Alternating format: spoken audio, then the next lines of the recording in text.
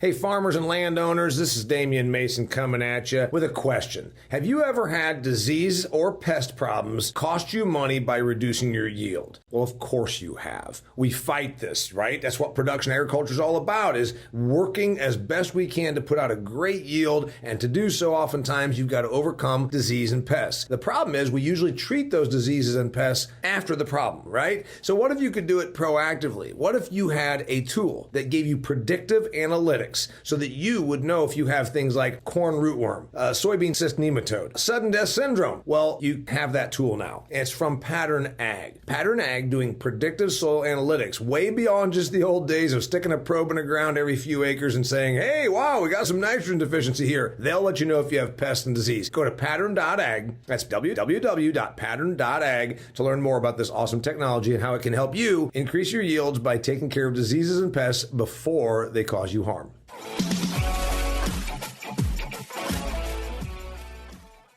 Well, greetings and welcome to another fantastic episode of the Business of Agriculture podcast. We're talking about record farm income 2022 in this episode. If you are in the industry, you probably saw this. Every year we come out, USDA tells us how things look. Well, things look really good at the farm level in 2022. You might be saying, hey, does this matter to me? I sell chemicals. I'm in the seed business. I sell machinery. You know what? I'm out here. I'm a farm consultant. It matters to all of you because let's face it, what happens with farm finances ends up going to the entire industry. So if you are in the business of agriculture, farm income and what it looks like is vitally important to you. So we're going to dissect it with two smart dudes when it comes to money. I got Paul Neiffer. He's the farm accountant. He's been on this show before. He comes from Washington State, but he works all over the United States of America. And he's like second to none when it comes to understanding farm finance. He's joined by Chris Barron. Chris is the person that introduced me to Paul. He's the conduit, if you will. Chris runs a company called AgView Solutions. He also is a farmer in Iowa. And Chris has been on this program before. He's also been a client of mine because he puts on a hell of a conference. If you're an executive-minded agricultural producer, you want to hook up with AgView Solutions because he puts on a conference who brings in people that talk about where things are going, very, very forward thinking, et cetera. Paul, Chris, thanks for being here. You're welcome. All right. Farm income jumps 14% to record high. That was the headline, Successful Farming. As soon as I saw it, I got a hold of you guys and said, hey, we should probably do something about this.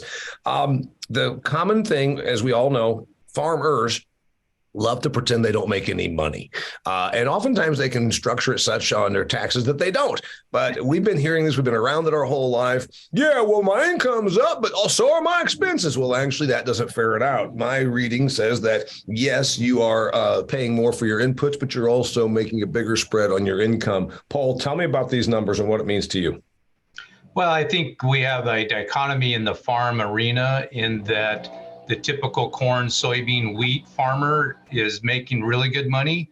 And even for 2023, crop is still looking pretty good. But we have other farmers such as rice farmers, maybe the livestock producers that aren't making as good because their costs are up because they're buying grain to feed the cattle. So we have to be careful to understand we just can't lump all farmers together. And I apologize, somebody's doing some work outside, so I don't know if that's coming through or not. Yeah, we're hearing a little bit of it, but that's good. We're glad to know that there's forward progress happening in your neighborhood. Hey, Chris, first off, you work with AgView Solutions. Essentially, you are a service provider to some of the largest farms in North America, but also very forward-thinking. Acres aside, the point is they're very business-minded, and you see their books. In fact, that's part of what you do with AgView Solutions is share numbers, not because it's gossip, but because you want to let the person in Manitoba that you work with know where maybe they are weak compared to a farmer you work with, say, in Nebraska. So you see the numbers.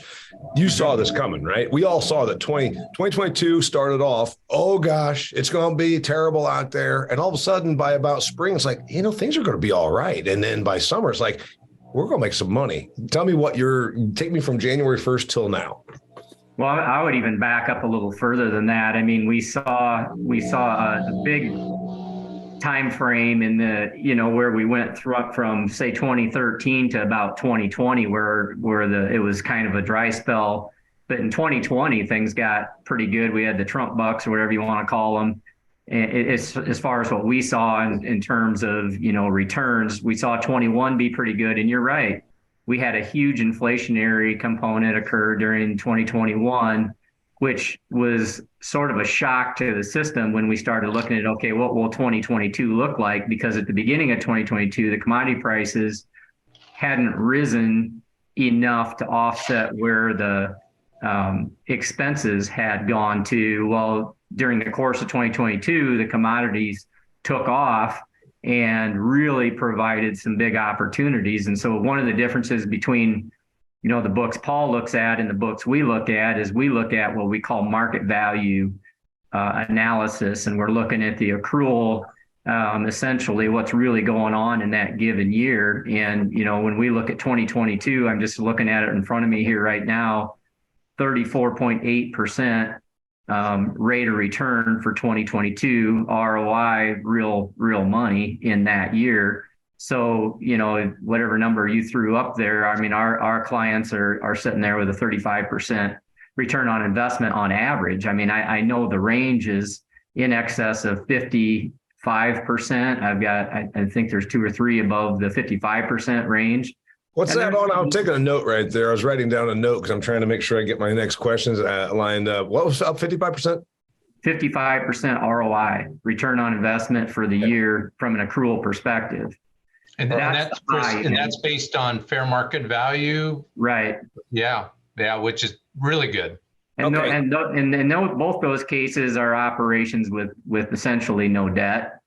When you got to carry debt and you look at where interest rates have been going and all that kind of stuff, even the interest rates already that we saw as they were going up during 2022 started to affect some of the operations a little bit. It's going to be a bigger deal in 23. But this is the problem. Chris Barron has his own podcast, and he does presentations like I do on the road. So he's going already where I was supposed to take us. He went right down to saying, I didn't ask you about those things yet. You're supposed to wait until I take us there. Let's go back to some history real quickly. Yeah. So 2022, again, January 1st of 22, we thought it was a little dicey. And I remember saying, this is the usual. Everybody in ag is going to pretend that we're not going to make any money. And I've seen this game, I've seen this dance before. I've been around it my whole life. And the reality is you went back to 2020. I think a guy could go back to even 2018, for sure 2019, and look at some of the years we had, as you talked about the Trump money. That was not 2020. That was COVID money in 2020, where we threw $51 billion. And it wasn't just through USDA, but through some other programs. The farm sector took in $51 billion of U.S. government money in 2020. That's back when we thought $51 billion was an enormous amount of money. Now they're throwing trillions around on everything, in Washington, D.C. So 2020 wasn't the first year we really started running, Chris. Wasn't it 19 or 18 where we started looking at things saying, boy, that was only a 5 or 6 year, 2013 was kind of the high water mark. And so we're like, okay. 2014. MFP came in late 18, early 19. So that was definitely the start of the big payments coming through from USDA. And then by 2021, we didn't need any government assistance. 2021, 2022 stand on their own. So now we're really talking about 18, 19, 20, 21. That's 4 years. We had a super cycle between roughly, and by the way, David Cole, who you're going to be on the phone with here in a little bit, loves to talk about super cycle. So 2005 to 2013 was an ag super cycle, you could say. And then usually there's about a 30-year wait between them. And we had about a 6-year wait, 14, 15, 16, 17, 18. And then now all of a sudden we're rolling again. First part of it, government money. Last 2 years, real money. And it looks like we're going to be there again in 23. So kind of give me some historical perspective. Let's go to Paul first, because you know what Barron will do. He'll start going down, where we're supposed to be at the end of this whole podcast. Well, certainly. And it's also 2022. We got the emergency relief program. That's $10 billion that's going out this year. Already almost $8 billion has gone out. So, yeah. And as your report said, net farm income is up 14%. It's almost, I think on an inflation adjusted basis, it's still under the peak that was really 2013, because 13 you had very good pricing and you had good yields, or the carryover from 2012. So I think we're definitely now the super cycle. We know right now that pricing for next year, again on the major crops, is still looking pretty good. But are farmers going to lock it in? That's my concern. Is a year from now. Corn, instead of being $6 a bushel, is it back to $4 a bushel, and the farmer hasn't locked anything in? We still don't have the crop insurance discovery period yet. That'll be in a couple months. So, we definitely got some concerns. Chris, we touched on it when, Paul said, all right, well, we're talking about corn, soy, wheat, the three big commodities where they made money. Not everybody made money. Then he mentioned livestock. But my reading here, first off, almost no poultry is produced by some independent. It's all vertically integrated, contractually arranged production. But, sometimes we say the price of the grocery doesn't actually carry through to the farm. On poultry, that's not true at all. Poultry knocked it out of the park. All three major commodities knocked it out of the park. It's my understanding that the tree products, fruits, some nuts didn't do well. Who won, who lost, Chris? Do you know? Well, I think the grain side of things definitely won. Big winners on grain. I don't think it's accurate when Paul said nobody in livestock made money. I think that we could look at, I think dairy can go a quarter of, it's gotten to more like the old hog situation. This quarter is a loser. This quarter is up. And so I think you're hard pressed to find anybody that was a big loser in 2022 in terms of on-farm revenue. I would agree with that. I mean, unless Paul's got some other points there, but we work with a fair amount of dairy operations too, and the dairy operations of, with their diversification, bringing the crop in and the way everything kind of works for them, it's been, they're in that, 30 something ROI range too, from what we can tell. Paul, I mentioned tree products. You're in Washington. I spoke at the Washington State Tree Fruit Association earlier this month. 135,000 acres of apples in your fine state, I learned. Tree products were kind of losers, and well, let's look at almonds or almonds, however you want to pronounce it, down in California. 3 or 4 years ago, they were getting maybe up to $4 a pound. Now it's under, I think the last I checked, around $2 a pound. Mm-hmm. They have water issues. That's certainly a big deal here in the Western U.S. So again, I don't think we can lump all farmers as, all farmers are the same. As Chris said, an ROI of 35%. I think on the tree side, you're not getting that. Again, the rice farmers, some have done well, some have not. And it's like any other thing in the farm business. Your very good producers are typically going to make money, whether you have a bad year or a good year on pricing. Chris, all right, so 2023 projection, because we're going to release this. We're recording it right now pre-Christmas. I'm going to release it right after Christmas because this is a great big topic. The next obvious question is, okay, great. So we made money in 22 and we made money in 21 and 20 and 20 and 19, 23.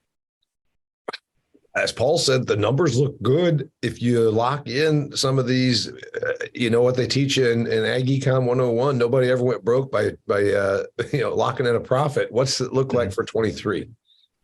I guess I'd start with the expense side there, and we kind of break those expenses out by category. And so, not to get too granular, but we look at return to management, which is part of the cost of production that almost every producer and even a lot of business people don't consider. Return to management, which is your payroll, your draws, your healthcare costs, all those overhead expenses, is part of the cost of production. Last year we saw that go up about 21% from the prior year, so from 2021 to 22. As of right now, our projections are showing 11.6%. So inflation's slowing down a little bit. Return to management, you really mean the profit for your work? Yeah, it's payroll, it's draws, it's, and the other thing we look at it, I was asked this question: if you make more money, what do? You spend more, right? Well, yeah. Generally, that's the case. Certainly. Yeah, and I can show you that last year how much it was up. That category all by itself went up just shy of 22%, and about 7% of that was increased spending because people increased spending more money. Increased spending on stuff that you have to have. No, stuff that you want to have. There's the toys, needs, and wishes. The needs. A pool table for the farm office. Exactly. Or accidentally bought a boat or whatever. There's things that get purchased, and I'm not being critical of that. I mean, we all do it. So, but it's just measuring it, knowing what it is, and understanding that that's part of the cost productions. That's one of the big things that I hold people to the table on, is just make sure we know what that is, so that we cover that cost. You're talking about two interesting things. First off, there's the funny part of it, and we should ask Paul, as the farm accountant, the most ridiculous thing he was ever asked to amortize and expense as a farm expense, a boat, an RV. I mean, those things probably, oh yeah, I gotta go and check my irrigation out in the lake. Oh yeah, I got. Anyway, early in my career, it was a golf cart. Wait a minute. I have a golf cart and I used it as a farm expense. That was the irrigation vehicle, but it was only on the golf course. It was never on the farm. Yeah, well, my golf cart has never left the farm. So clearly it's a farm expense. I use it as a tool. All right. The other part of that is, Chris, there's the return to management category you talk about, where it's saying, okay, paying me and my family, staff, whatever, on their time. Farmers, and depending on their sophistication of their business mind, historically sometimes have never given that anything. Like I remember duck barns in my part of the world. When I sat down, my brother and I are going to maybe do contract duck barns, and I went through the numbers and I said, you don't make any money. All I do is I give you acres and my time and produce ducks for you. And they said, yeah, but you get a barn. I said, I get a dilapidated, depreciated barn at the end of this contract. What the hell do I want with a dilapidated duck barn?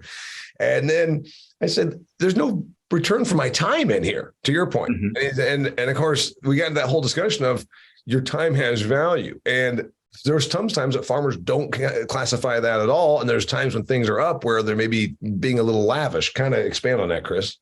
Well, yeah. And that's just something that is the golden rule that we do. We start there with operations. And, when you look at operations, total cost of production, I don't care if it's a dairy or cattle feeding operation or crops, whatever it is, what are those overhead expenses? Divide those out on a per unit basis, and then make sure when you're doing your marketing, that's part of the cost of doing business, so that you're going to get paid, which then in turn makes you a significantly better marketer. We don't give marketing advice, but when we get done working with a producer, they know their cost of production to cover all expenses, including making a living. Just like you said, you don't want to end up with a bunch of crap at the end with a bunch of depreciated junk.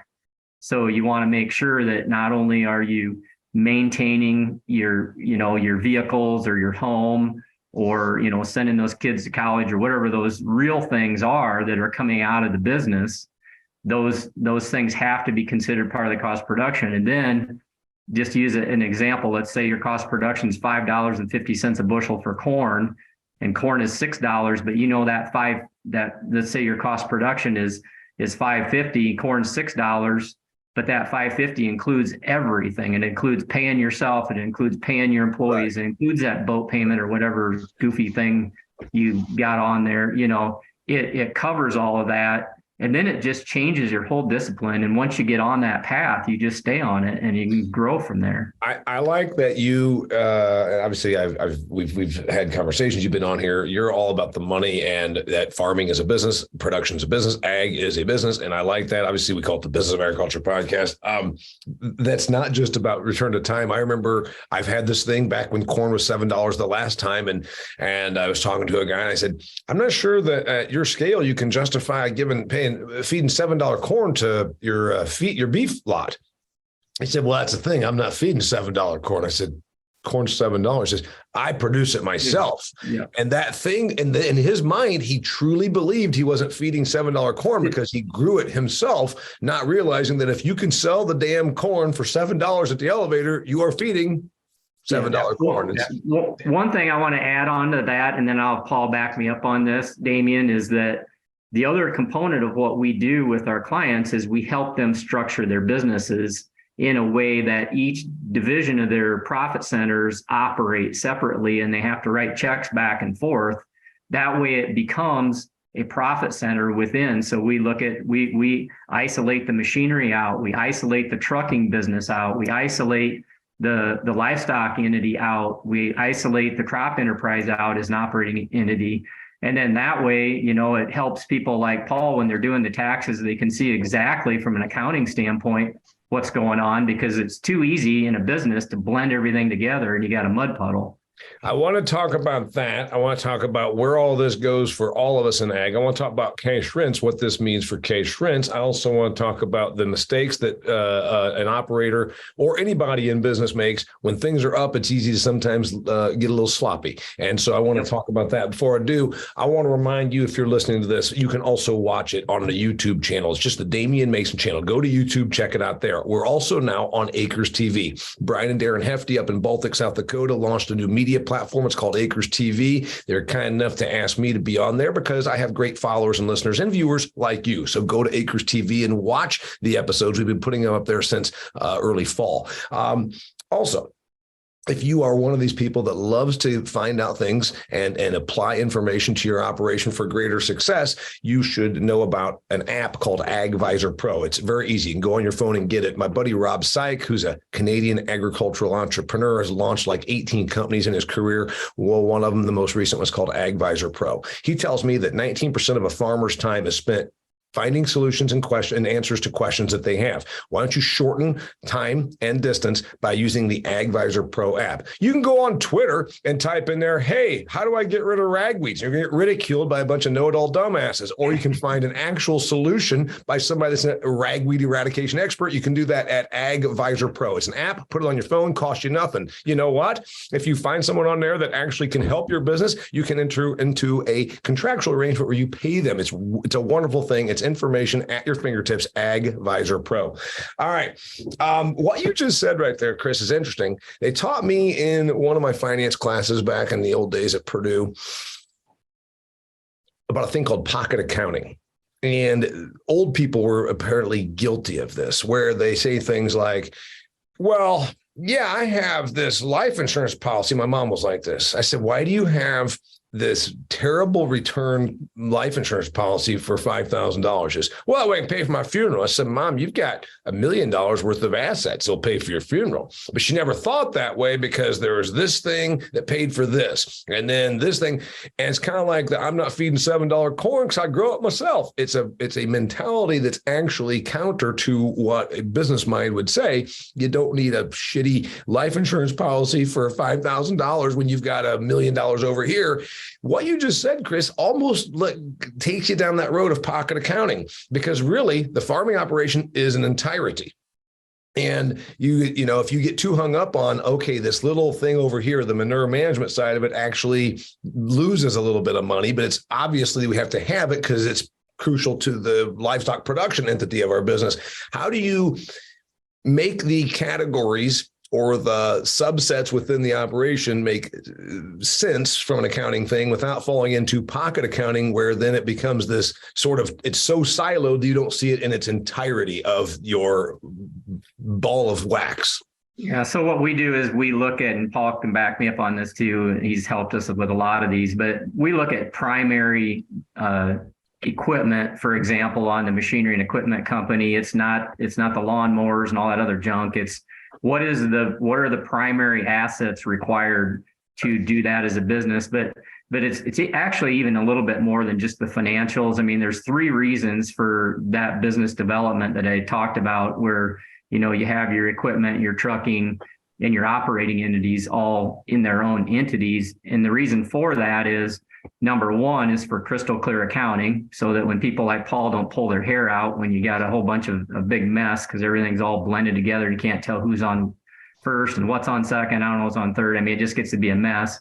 Number 2, the second reason is it sets up a platform for transition to the next generation. And this would be a whole nother podcast, but just real quick, we go into transitioning rolling stock into the next generation without having a mess. Because if, you know, Bobby and Joe come back and farm with mom and dad, and Bobby buys a tractor and Joe buys a combine, and all of a sudden who's paying who what, and I bought this and you bought that, and these businesses just become very confusing. And so we isolate that confusion by putting shares together in business entities. And then the third reason is liability. You know, you can structure your insurance and you can mitigate some liability risks from the rolling stock away from the business away from the land and away from where all the real assets are. So those are kind of 3 reasons. So let me get those 3 reasons again. It was risk. It was apportionment based on individuals. I thought was maybe one of them. So the number 1 reason is clear accounting. Yeah. The second reason is transition planning, which a lot of farms don't do, even the best ones very good. And then the last one is risk mitigation. It's those 3 reasons. And that's a whole podcast. I mean, those are huge. Yeah. And very, very true. And yes, and transition planning, it seems like you can't talk about that enough because there's still people in agriculture. They're so bad at it. They're just so bad at it. And it's I guess it's just something they refuse to. It's not fun. And Damian, the one thing that Chris mentioned about the accounting side is it also lets the farmer know, hey, am I really efficient? You know, if my equipment is costing me $100 an acre, great. But if it's costing me $300 an acre, why am I at $300 when I really should be at $100? Whereas if it's just lumped all together, part with all the other assets and income and expenses of the farm operation, you never know. So that is one of the, as Chris mentioned, is sort of the number 1 benefit. Let's talk about accounting while we have you, the farm accountant, holding the light right here. When things are good, it's easy to get sloppy, but also then it becomes almost like, because farm people, we know one thing, they hate to pay taxes. They'd rather you drag them out behind the corn crib and beat the hell out of them. They would rather have that than pay taxes. And I'm kind of guilty of it, but not as bad as most farmers are. When things are really good, it's almost like then it becomes I've heard folks do this, like, yeah, well, all right, I'm getting all sloppy over there, but you know what? At least I'm not paying taxes. When things are up like this, then it becomes this thing almost justifying the fact that they're not being disciplined and then saying, yeah, well, you know, the good news, I'm paying taxes. Take me down that road, Paul. Well, and I think the other thing too, with interest rates basically doubling over the last year or less than a year, right. The sloppiness is getting more expensive because in order to defer those taxes, you have to defer sales or do a bunch of prepaid farm expenses. Well, if you can't sell your crop to pay for the expenses, you got to borrow it. So that becomes a vicious cycle, which then also leads farmers to not marketing their grain when they should. You know, when prices are good, market that grain. Well, I can't do that because then I'm gonna have to pay taxes on it. One of my favorite sayings, accountant sayings, is working capital you've paid taxes on is yours. If you haven't paid taxes on it, it's either Uncle Sam's or it's the bank's. So you have to decide, do you want it to be yours so you can do whatever you want to with it? Or do you want to be, you know, constrained by either the IRS or the bank or both?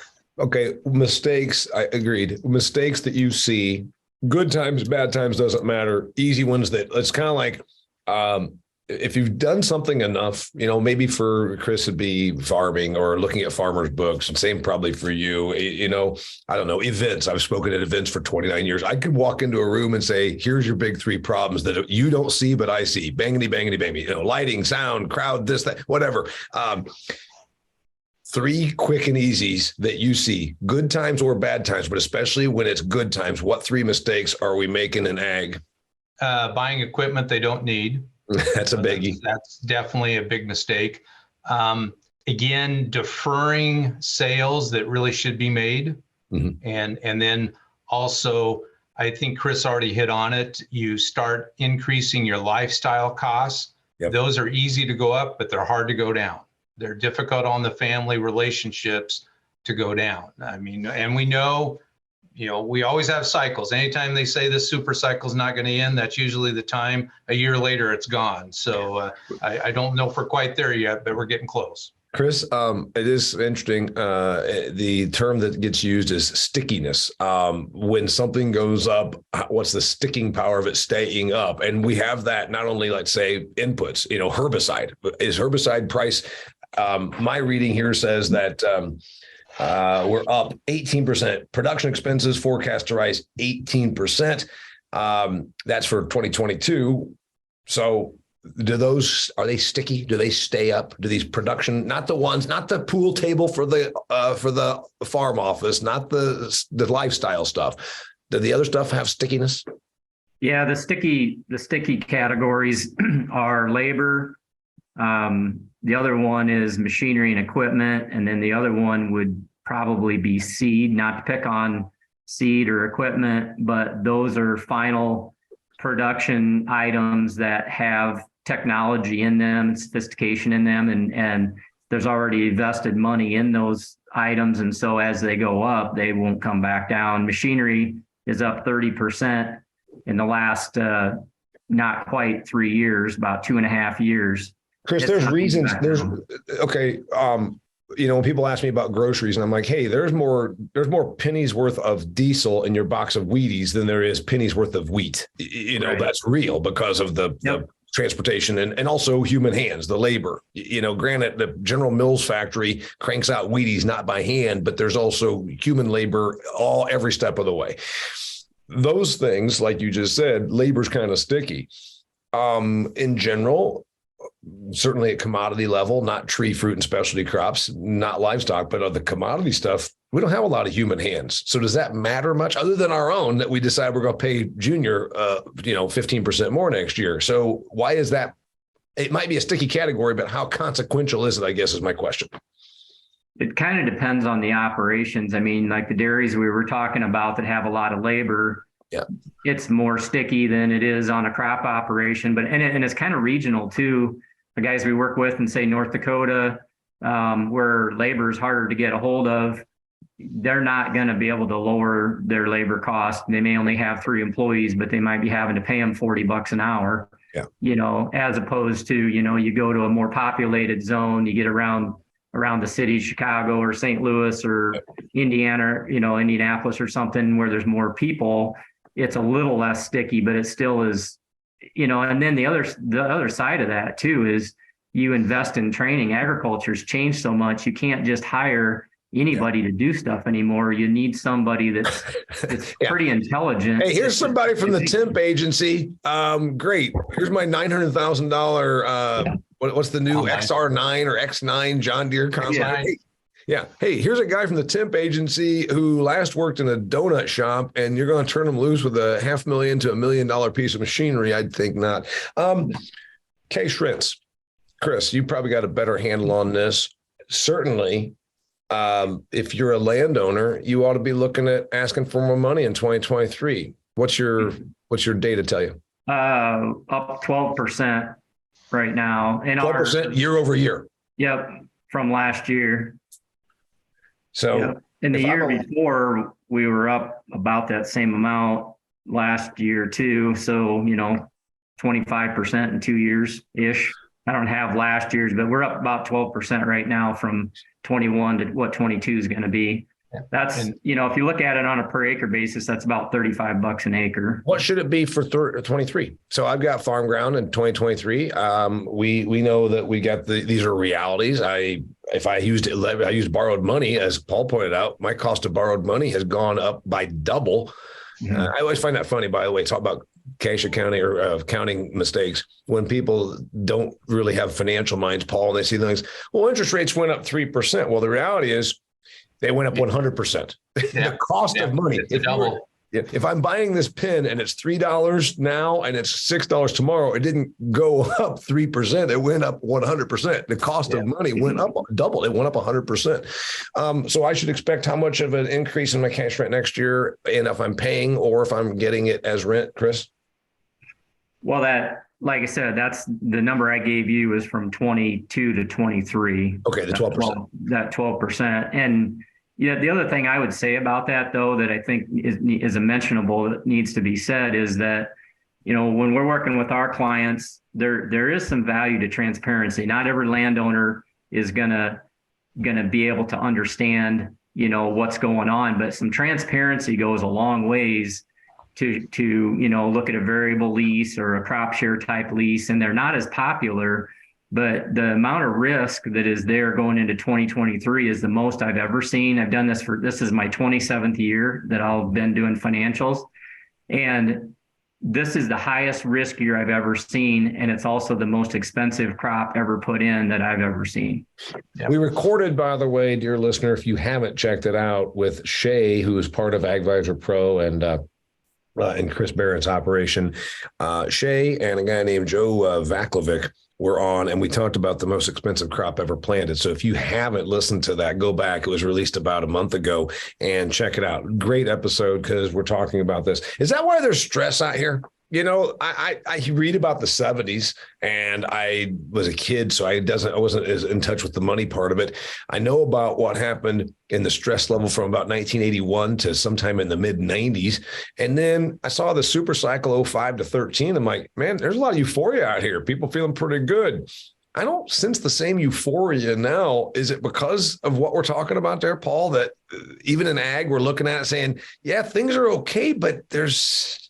Yeah, I think it's, and I think it's been so artificially created. I mean, like you said, you got the Trump payments that come in. We've had the COVID pandemic. We got everything going on that people are like, well, when is this going to turn off? You know, when you had the 05 to 13, that was 8 good years of slowly ramping up. Well, not slowly, but I mean, it ramped up. This is sort of an artificial, you know, it's a shock to the system. And then wait. You say that we haven't. There's no government money in this 160 billion in 2022 is almost no government. I mean, granted, there's still the crop insurance and the guarantees and all that, but this is not as concocted out of Washington policy as it once was. This is more organic, if you will, because of commodity prices. Yes.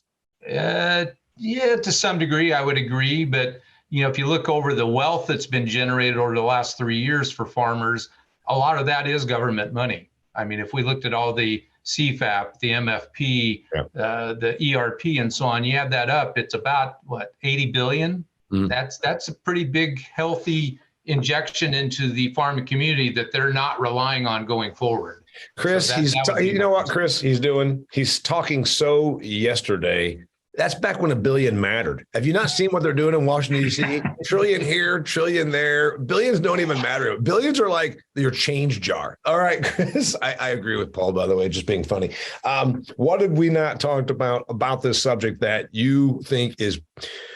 You see it every day because that's part of what you do at AgView Solutions, that the average person out here, again, driving across Nebraska right now that's in the machinery business or in the processed food business in Massachusetts, whatever. What are they not seeing that you see?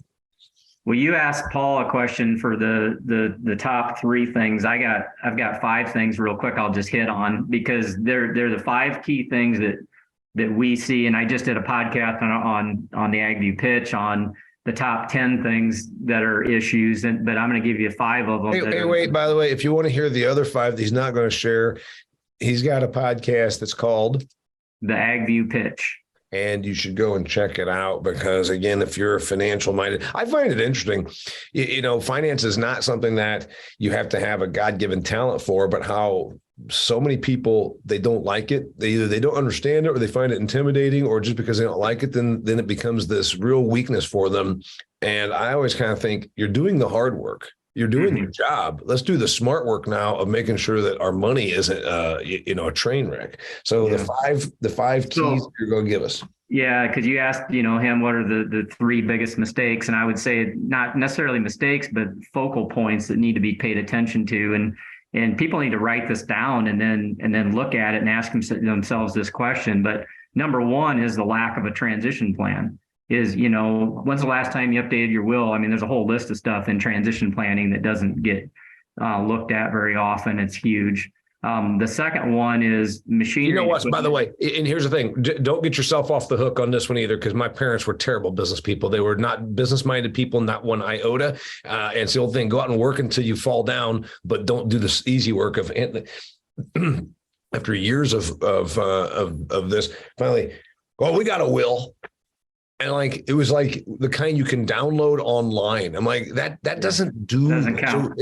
So don't give yourself credit saying we've got a transition plan and it's something you can just print a bumper stock off of the damn internet that just says all of our stuff goes to Junior. No, there's a lot more to this. There's a lot of moving parts on a farming operation, right, Chris? Yep, and you need third-party assistance in that because it's emotional. It's people don't do it just because of that emotion and you don't like to think about it, but you have to. The couple of the other big ones, though, is machinery and equipment, second largest line item expense in all forms of agriculture. And so it's the one that a lot of times is not as well understood. And so it's having a 3 to 5 year replacement plan and the equipment. The other one is just lack of stress testing annually. If there was ever a time to stress test your financials, now's the time. What happens if corn goes to 450 again? What happens if, wheat goes down again, another 30% or whatever, what's that look like? And then the last one I have is just disciplined marketing. I mean, so many people try to hit the highs instead of being a margin manager. Know your costs and manage your business. Don't try to hit the highs. I mean, Walmart doesn't sit there and wait for the person that's going to come in with the highest bid to buy something off the shelf. They set their margins and they go with them. And it's the same thing in any business. I got 5 keys to or focal points of healthy ag finance. And I don't think you don't have to be a farmer to look at some of these and make them make sense, or even to transpose them onto your own operation. The only problem is I only wrote down 4. Lack of a transition plan. You don't have to be a farmer. Any person that's in business, you should know what's going to happen to your future. I don't even have kids, and I have a transition plan somewhat. Mine's less crucial because I don't have offspring. Machinery and equipment. What do I need to know about machinery equipment? Just the cost of it, and the replacement plan was the things you said? Yeah, I think you need to have a fleet management plan. That way what you're doing from one year to the next. And we even share our fleet management plans with our suppliers so that they know, so they don't show up and try to sell you something. Just because something's on sale doesn't mean you should buy it. That's brilliant. I think that's not just a farm thing. Stress test your operation. In other words, that's a real simple thing of plugging in different revenue scenarios and different price scenarios and saying, okay, where do you start to have a problem? Where do you start to get upside down, right? Right, exactly. Disciplined marketing. You used the Walmart example. Figure out what you need in way of margin and then go about attaining it. Yeah, the other part of that too is so often we see people buy one side of the equation and not do the other side. So you spend $150,000 on fertilizer and corn's, $650. Use that as an example. I'll just use corn as an example. You can lock in a 30% ROI on that $100,000. Do the other side of the equation. Just manage your business. Okay, so you told me you're going to give me 5. I got 4. I gave you 4. Maybe I can't count. Hey, you know what? 4's fine. Hey, you know what? If you want the other 6, go and listen to the AgView pitch of his podcast. Yeah. Paul, record farm income. Your prediction, 2023. How long do we stay in this thing of the next ag being really good? I think 23 is okay. 24, I'd be concerned about. Why do you gotta be so negative? I mean, somebody out here some person was saying, damn it, this is really great. I love agriculture. We're going to make money forever. And then you just pulled the rug out from under them. Chris, do you agree? Well, and the other thing, you can still lock in pretty good pricing for 24. You can lock in decent pricing. Chris, I got one point. You talked about what has stickiness. And to some regard, and I work for agricultural companies all the time, and I'm not being in any way mean, they kind of charge what they can get away with charging. So if farm income starts to take a tumble, don't some of these people, these organizations say, well, we have no choice but to bring prices down because that's what the market can bear? You're going to see that on the fertilizer side of things and on the commodities side of the equation. But you mean like herbicide or whatever? The only thing that's going to change on the machinery and equipment is a leveling off, which is, again, the second largest line item expense that you have to have. And you're not going to see new manufacturers are, the rate of inflation might slow down, but the stuff's not going to get any cheaper. Okay. You work with big farm operations. I get it. And all farm people love equipment. When things are up like this, for sure. But even in general, are we over equipped? It's the second biggest line item, but couldn't it not be? I think that's a very individual farm by farm to answer that question, to slide sideways on that one. And yes. almost none of them, because they love machinery. Remember, there's a thing in Louisville every year for a week in February. And by God, if you go there, it's just farmers walking around with stiffies in their pants looking at. Can I say that? Yeah. Oh, wait a minute. It's my podcast. Yeah. I can say that. You say whatever you want. Looking at machinery because they love machinery. You know that. Yeah. And that's where, what we do isn't as popular. You talked about being sloppy. We're not as popular with Profit Manager and doing financial planning as we are when, commodity prices are half what they are right now. Then all of a sudden the phone rings off the hook. Now is the time when times are good is the time to make good decisions. But what happens usually is when times are good, people make bad decisions. And when times are bad, they start making good decisions. And I think right now is the time to look at some of this stuff and just say, how can I manage this different? I mean, you just change a little bit on each line item, all of a sudden there's another 10% ROI in this kind of an environment. The opportunity is huge. To answer your question, what you asked Paul, I would say, I think 24 is still going to be okay for a lot of farm operations because they're going to have spillover profits from 23. Yep. 25 is a long ways out there, and you can't really market as well out to 25. So that's where I start getting more concerned. Not that I'm not concerned. I'm concerned at 23. I'm scared shitless, to put it bluntly, for 23. I'm just being honest. Because of the amount of risk. And that's where I said I see a little bit more apprehension and anxiety in ag, given as good as things are. But it's because some of us that have been around the block, a time or two, it doesn't feel like it has staying power. It's kind of like it's the old thing. You play football. I was a defensive outside linebacker. I know that the worst thing in the world was when you came across the line and nobody touched you because you couldn't turn your head on a swivel fast enough to catch the fact that there was a pulling guard coming right here. And you're like, son of a bitch, nobody touched me. And by the time you were about here, his helmet was in your ear hole. That's what I think that all of us have, right? It's like, wait a minute. I can't, my head swiveling. What am I not seeing? Yeah. Is that where we are? I think so. I think this, one of the things we didn't hit on is working capital. I have sitting here right in front of me just a scenario of, if you take a 2,000 acre grain farm, it's going to take an extra $170,000 of working capital additionally over last year just to put the same crop in. So you also got to think about, okay, if you had a really good year in 2022, one of the things in defense of the farmers, when they're saying we didn't make that much money, there is some merit to the point of how much more of that liquidity has to be utilized when you look at interest rates. And that's not even taking into account interest rates, so you add that in, that is a factor.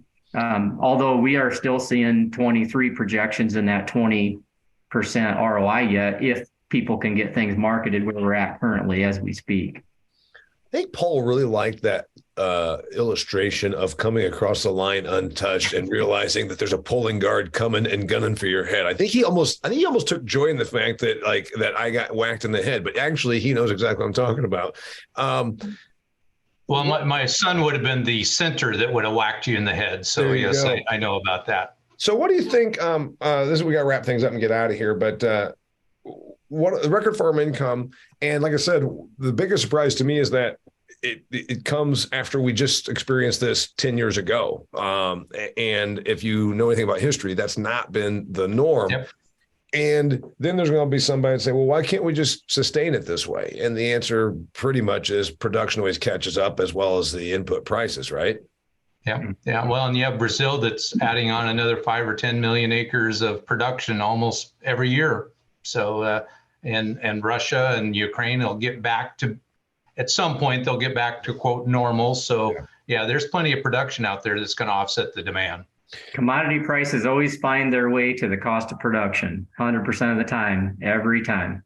Yep. It always ends up being a break-even business. I think that we've got everything we need. Chris, what else did you have on the way out the door here? Anything?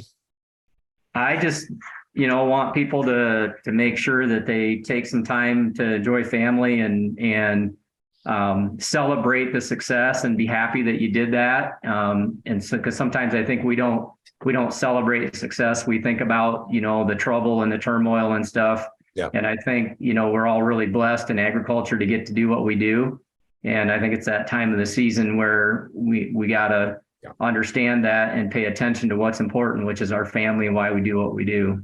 I think the smartest thing you said, and you say a lot of smart stuff, was that when things are really good, we tend to make bad decisions, and it takes bad times for us to make good decisions. And just think about the spread. Just think, in other words, like think of how it's kind of like working overtime on a Sunday, on a holiday. It's like, if you do this work now, the smart work now, instead of letting things be sloppy, you're like making like triple overtime, because you're saying, wait, I can't get sloppy right now. The last thing I would say on that is, ask yourself as a business person, I don't care what business you're in, but are you spending time doing the $30 an hour jobs, or are you spending time doing the $300 an hour jobs?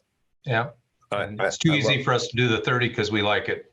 It's more fun. But I think I wrote that my book that Chris has read twice, Do Business Better. I talked about that. The guy that he's the guy that's a business owner that doesn't really tackle the stuff that they should do to build their business. They do which they like to do, and you're like, okay, that's fine. You own the business, but you're probably doing the $30 jobs to the $300 job. Speaking of which, if you're listening to this and you haven't already heard me talk about it, I have a thing called the Business of Ag Success Group. Business of Ag Success Group is a network of ag professionals. We get together every other Friday on a Zoom call. I bring in guest presenters, smart people like Chris and Paul, come in and talk about what's going on in ag. We bring up a topic and we have great discussions, and it keeps you from being siloed. It keeps you from being only the person that knows a lot about chicken genetics when there's so much more going on in ag. So I want to share with you a new member named Justin Orm. He's a Purdue guy like me. He's a farmer in Indiana.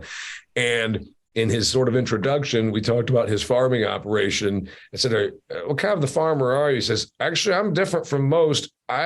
Maybe to my detriment, I spend too much time at my desk running the business versus maybe more time out in the shop or in the tractor. I'm like, I want to hug him. Because what'd you just say? The $30 job might be wrenching on a piece of equipment, and the $300 job might be looking at your cost structure, right? Yep. Doing your marketing, paying attention to the financials, getting your accounting in line. That's where the money's made. If you wanted to learn more, Paul Neiffer is with a firm called CLA. He's the farm accountant. You can keep up with him. Don't you write, or aren't you interviewed often with an ag publication? Yeah, no, I write a column for Top Producer magazine. I also have a podcast called The Farm CPA, presented by Top Producers. So just like Chris and Damian, we're out there trying to provide good information for farmers to use. Got it. And Chris Barron is out of Iowa, but it doesn't matter where he is. If you want to work with him and his group, AgView Solutions, start by listening to his podcast, The AgView Pitch. But how do they find you, Chris? They can just look us up online, agviewsolutions.com. I know this was a long episode. It's 50 minutes, but also it was very valuable because you got two guys like this on here. You want to make sure you're gleaning as much from them as possible. So until next time, thanks for being here, Paul and Chris. Thank you. You're welcome. And thank you for listening. Until next time, it's the Business of Agriculture.